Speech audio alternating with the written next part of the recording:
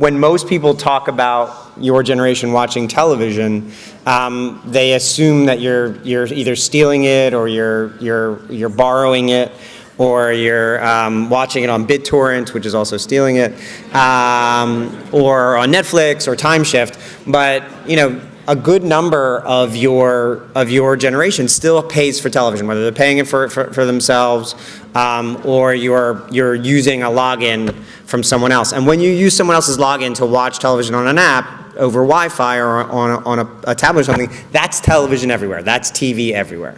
Okay? So I think part of the TV everywhere problem is the branding of it. Here's a question. Does anybody know how many television households there are in America? 114 million, give or take on any given quarter. Does anybody know how many cable or pay television homes there are? Raise your hand. No, it's actually a little bit closer to 105, 106 million. And pay television, just because there's been a lot of terms bandied about on these panels, pay television is a combination of what's called wired cable. So that's Time Warner, Comcast, Charter, Cox, et cetera, et cetera, et cetera. What's called telco pay TV, which would be, does anybody know who that would be? Fios or AT&T Uverse. And then satellite. Does anybody know the satellite players? Dish and DirecTV. And so, when we talk about households, those are the terms that we use. What's going to happen, though, is as more and more people graduate from college, so there are more people in college than have ever been in college at any point in the history of the television industry, or history of the country, frankly.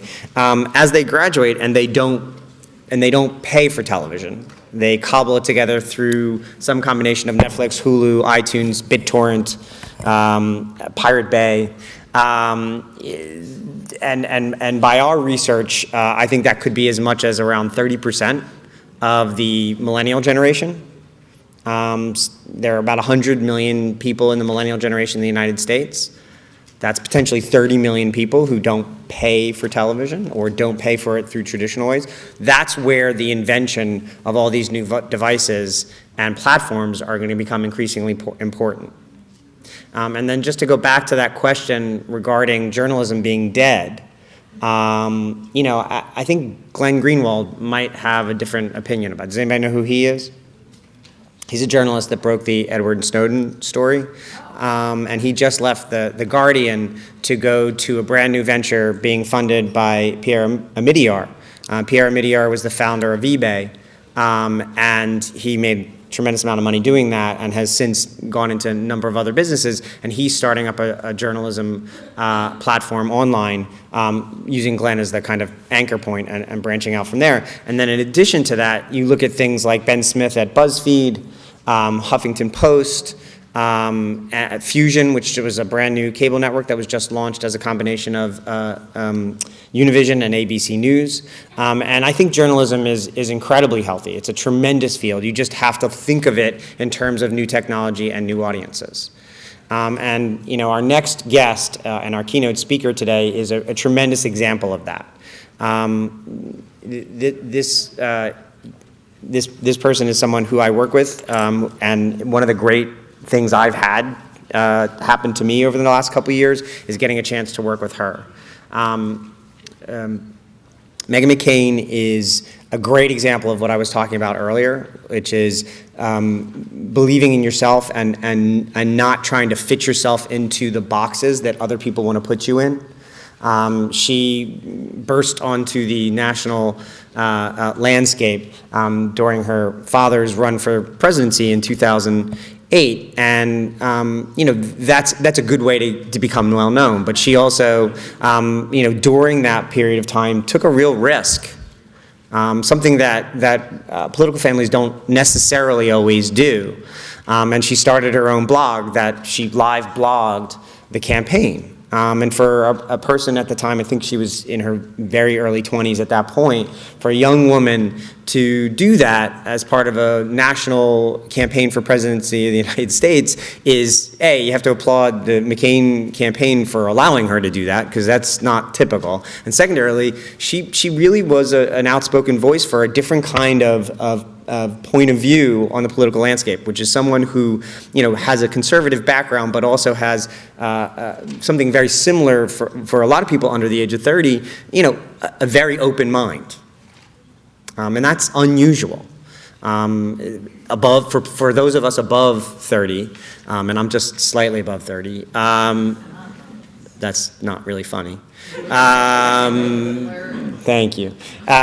She represents, I think, a tremendous amount, a huge percentage of the next generation of thinkers and doers and beers, in that she brings certain points of view to the table, but she also has a nice open mind to what's out there. She, in addition to founding that blog during the 2008 campaign, she's since been I think 2 or 3 time New York Times best-selling author. She's been a journalist on the Daily Beast. She was a commentator and / pundit on MSNBC. And then most recently, she came and she created a show with us at Pivot called Raising McCain, which is on Saturday nights at 10 p.m. on Pivot TV. Check your local listings. She is one of the smartest, most outspoken, most creative, really just most professional but still unique personalities that I've ever had the pleasure of knowing. And I think we're very lucky to have her here today. So let me introduce Meghan McCain.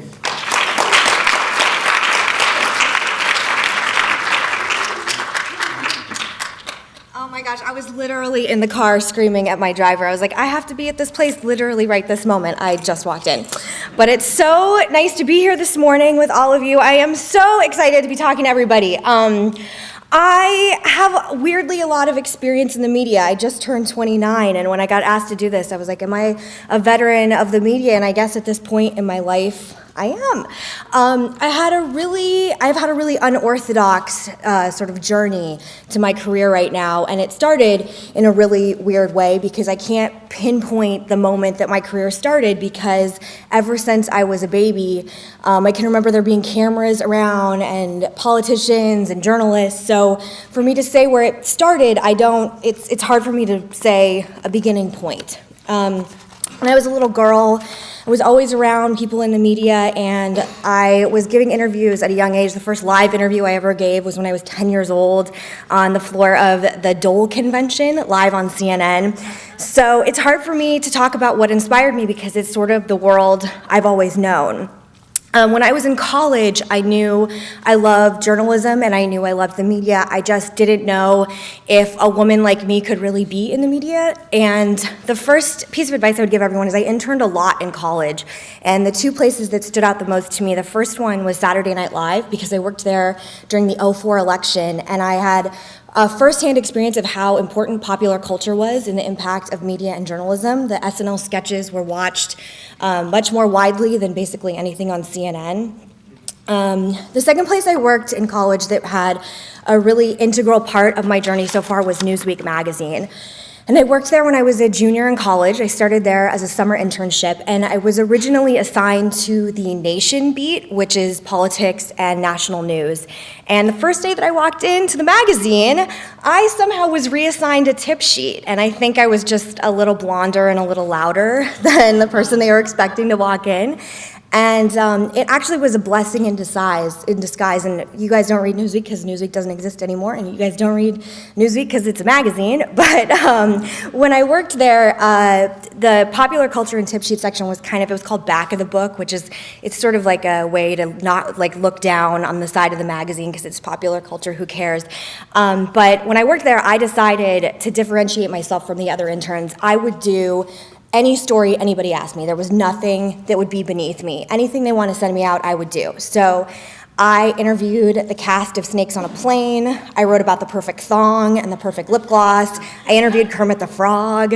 I did a lot of things that, weren't so highbrow. But as a result, I ended up getting some of the most pieces printed of any other intern. I wasn't the most, but I was like number 2 or number 3. And the Newsweek, as a result of that, actually offered me an extension of my internship throughout the year. I loved doing it. I loved being part of the weekly news cycle, now the 24-hour news cycle. I love watching something go into print, and I thought I was actually pretty good at it.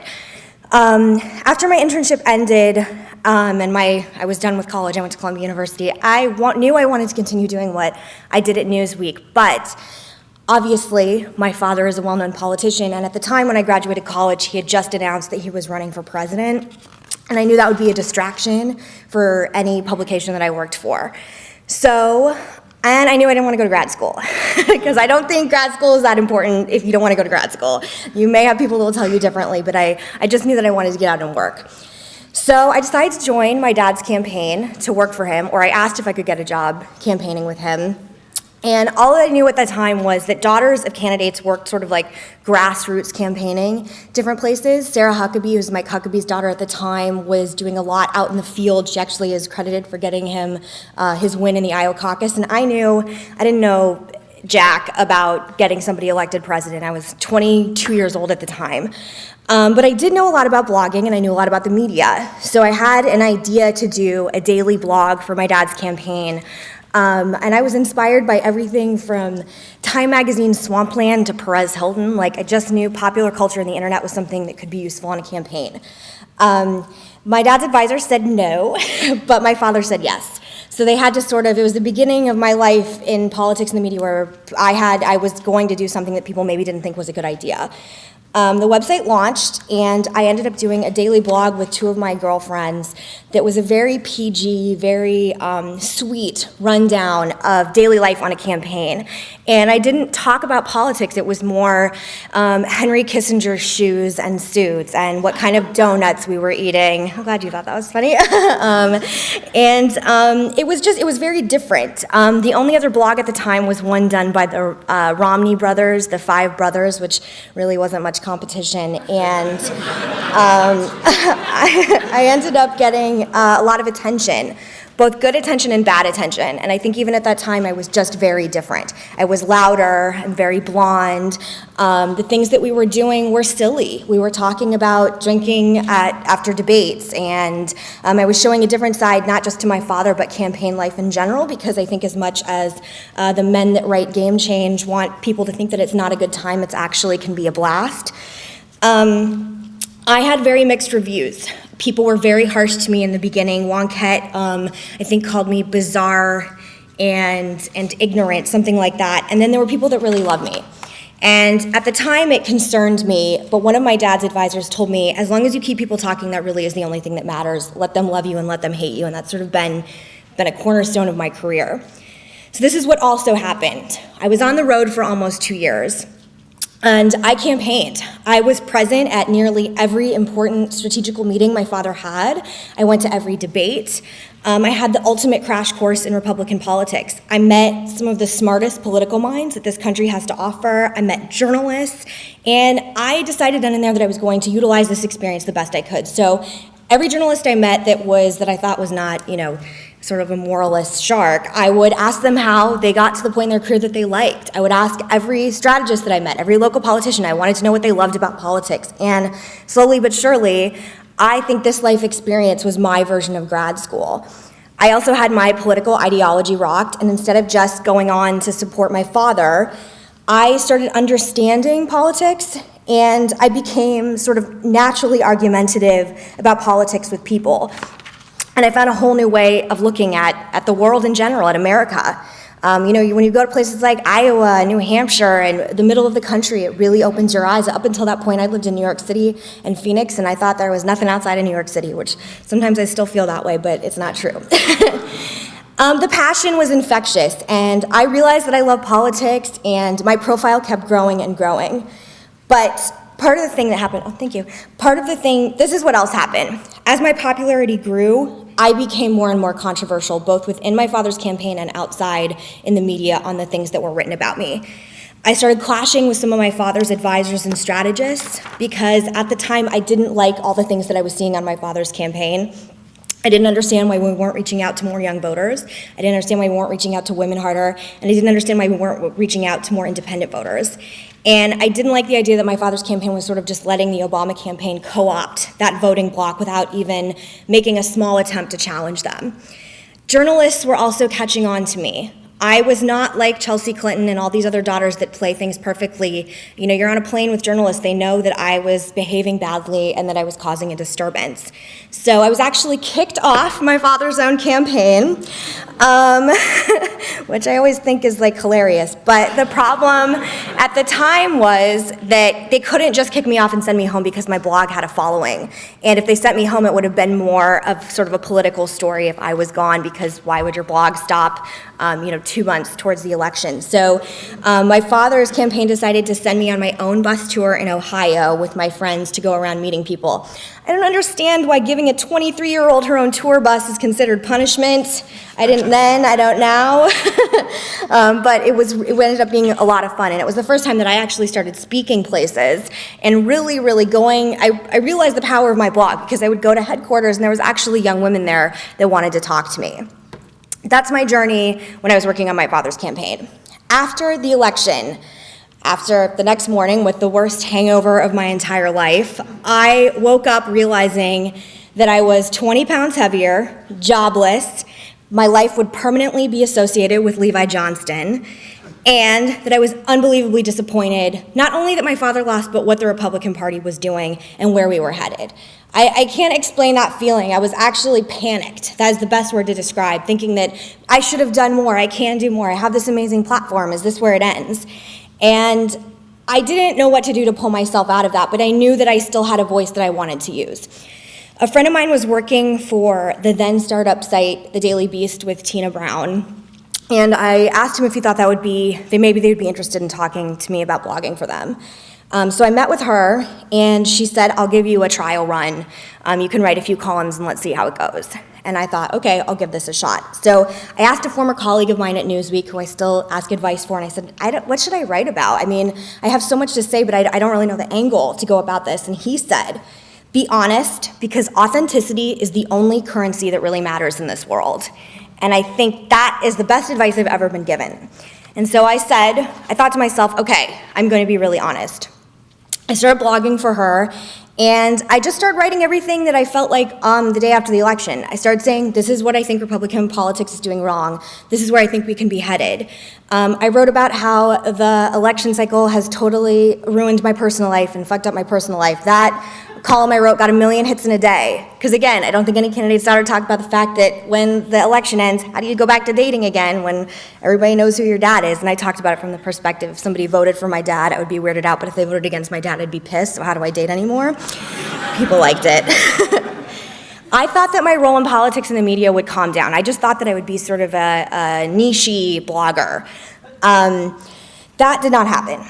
As soon as literally my third or fourth column came out, I think my third one was about how Ann Coulter's a moron and nobody should listen to her because she's basically just an actress. All of these things went viral, and so I started getting asked to go on interviews to talk about my columns, which it's a whole different place to be when you're on a campaign and you're listening to image consultants and advisors tell you how to do things, and then you're sort of out on your own like the fawn in the field, and I didn't know what I should do.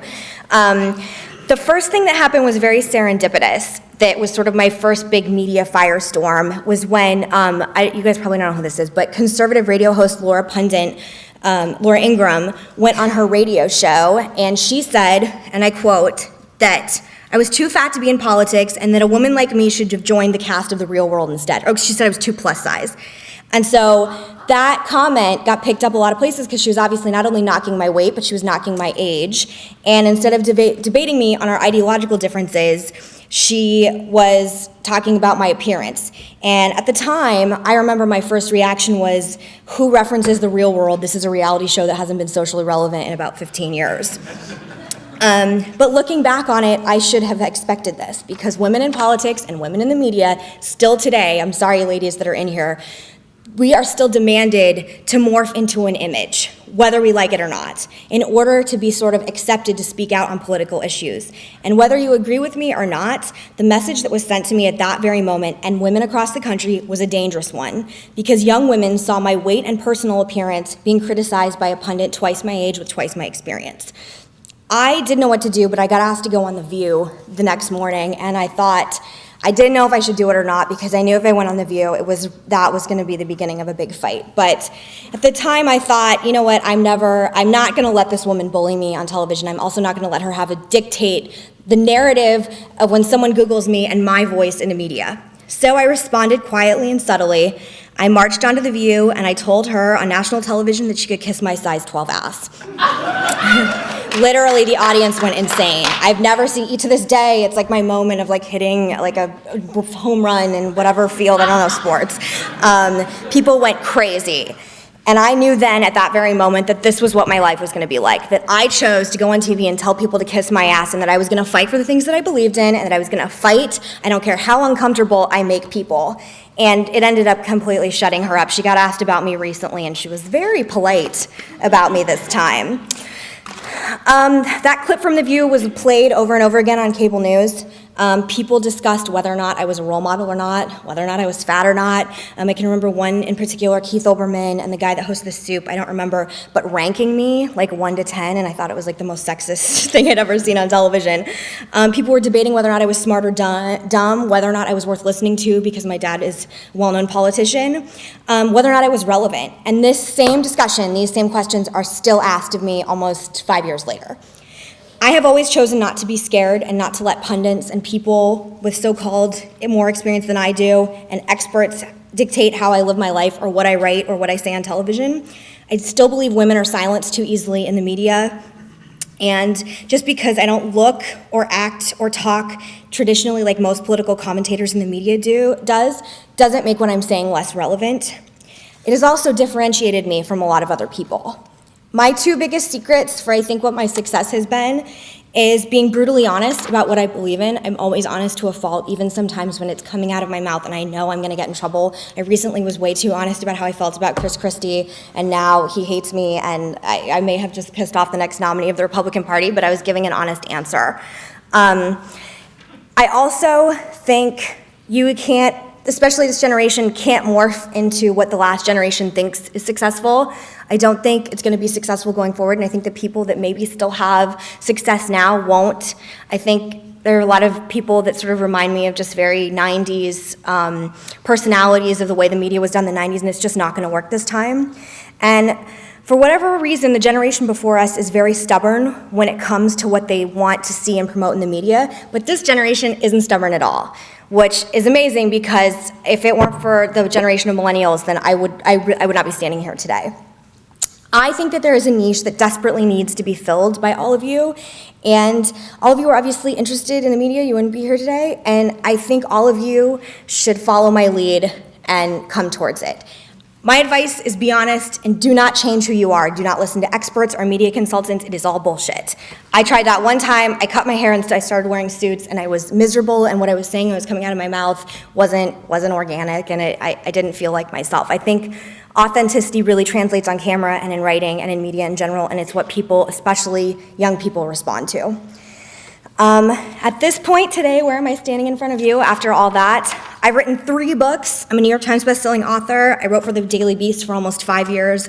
I worked at MSNBC for a contributor in the last election, and I just got my own talk show from that guy right here at the new Pivot Network that is directed towards young people. And I've never been happier. I've never felt like I've been making more of a difference, and I am so happy I never listened to image consultants and people that sort of thought that they knew what they were doing, because I think at the end of the day, all of you are going to have to trust your instinct. Like I said, honesty and authenticity really, in my experience, is the only currency that matters. And I don't know, for me, it has worked, and I think it can definitely work for all of you. And that's, ladies and gentlemen, my little talk for all of you. I know you want your voice heard, and this is a fabulous platform to do so. But what is, I guess maybe the ultimate goal of having a show like this?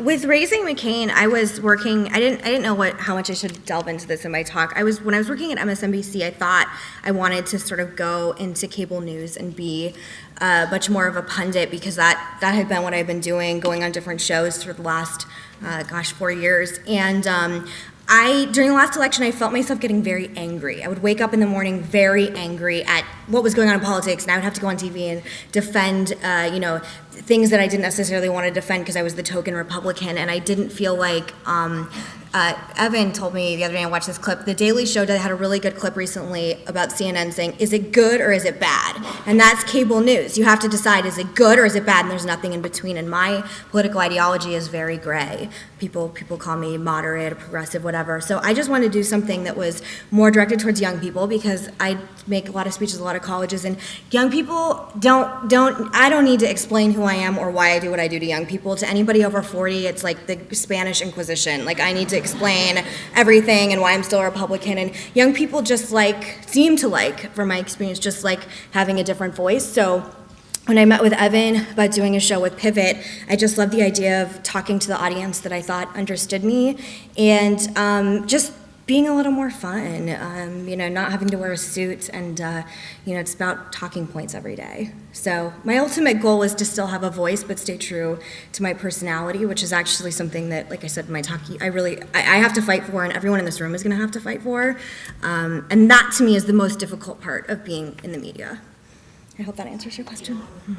Oh, I'm fine. Yes, I actually have two questions. The first one is, you mentioned that you interned at SNL in 2004, and we all know that SNL had a big part in the 2008 campaign. How was it being on both sides of that? And then the second question is, it seems that you got a harsh treatment from the media, but that was the complete opposite treatment that the media gave the Huntsman girls. And you see now Abby Huntsman on MSNBC. So do you feel that you were treated different than the Huntsman girls, and if so, why do you think that was so? Well, in all candidness, I know them, and they're really cool. There are no enemies in this business. That's the other thing. I think sort of hating on other women is very dated.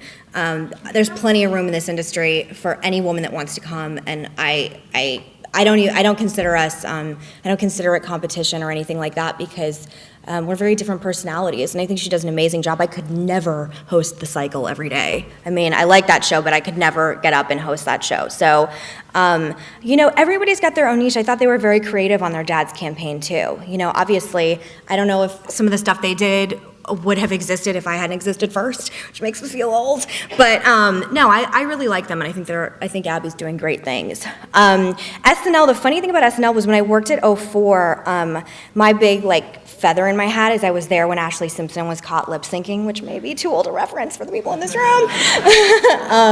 But when she freaked out backstage, I was actually right there, which is my big crowning moment. But I knew then how important politicians were when they came on and sort of paid the pop culture homage when they came on. And in 2008, it was awkward because I still had friends working at SNL, and I actually disagreed with my dad going on. He went on a few days before the election, and I just thought they were going to eviscerate him. And there's a joke in it, if you go back on YouTube, where there's the Tina Fey as Sarah Palin makes a joke about Palin 2012. I did not think it was funny. I didn't think it was cool. I did not think he should have done it. And I told them that. They didn't listen to me. I still don't think he should have done it, because the power of it is, I still think the power of SNL, especially when it comes during election cycles, is pretty much unprecedented compared to anything else, and especially in 2008, because Tina Fey looks so much like Sarah Palin.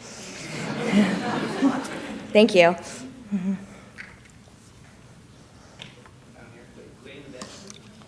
Yeah. I love your message of being authentic and staying true to yourself. So what is your advice for staying true to yourself, but trying to get the jobs that people from another generation have right now? Well, do you have a specific, do you want to work in television or do you want to work in print? Television, specifically in marketing or ad sales. Okay. Well, I think, people always say to me, well, it was so much easier for you, and obviously I had different opportunities and different attention. Obviously, it's my story, it's my family. But I think that if you are aggressive enough and loud enough, and you have something different to say, you have a perspective that someone that is 35 will not have. And I think you'll have, especially when it comes to social media and just the lifestyle you lead right now, it's very powerful. And older people, no offense to older people in this room, think it's really sexy when you talk to them about, like, you know, all the things that you're doing and how it's so different. So if I were you, I would really focus on the lifestyle that you're leading that is just innately different than the people older than you. And I don't know so much about marketing, but with pitching stories, when I pitch stories at the Daily Beast and at Newsweek, I would always sort of go for the things that I would think that they probably wouldn't be familiar with to begin with. When I worked at Newsweek, I interviewed cast members of Snakes on a Plane, and I remember at the time Snakes on a Plane was supposed to be this big hit, and there were like YouTube videos everywhere, and it was like, yeah, the cool kids like Snakes on a Plane, go interview Snakes on a Plane, and my interview was like ridiculous. It was with one of the stars. Can't even remember her name. It's terrible.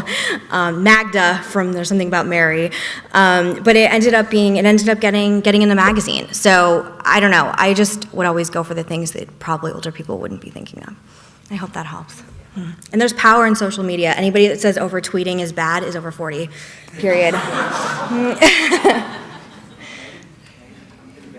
Yes? If you could create the perfect Republican presidential candidate for the next election, sort of out of thin air, what kind of person would that be? What sort of policies would they have? What would they emphasize as things that they would do as the president?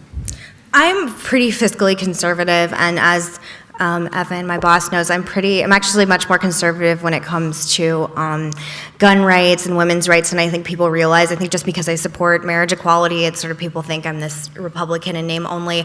I just want a Republican candidate that lives in reality. That's all I really care about at this point. I just want someone who understands that women are not going to choose between birth control and national defense, that we don't want our reproductive rights discussed on television by 75-year-old men, that marriage equality is a lost debate on their end, and that anybody that's against marriage equality at this point, in my opinion, is like against interracial marriage. Like, it's like so crazy and archaic at this point.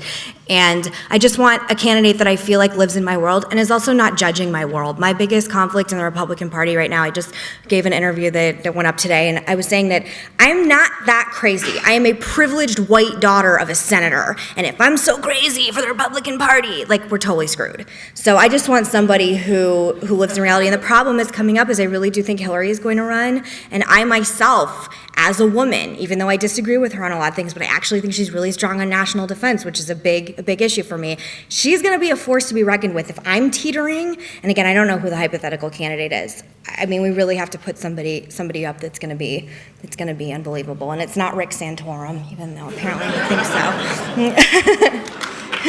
So Thank you. unfortunately, that has to be the last question. Thank you, guys. Thank you.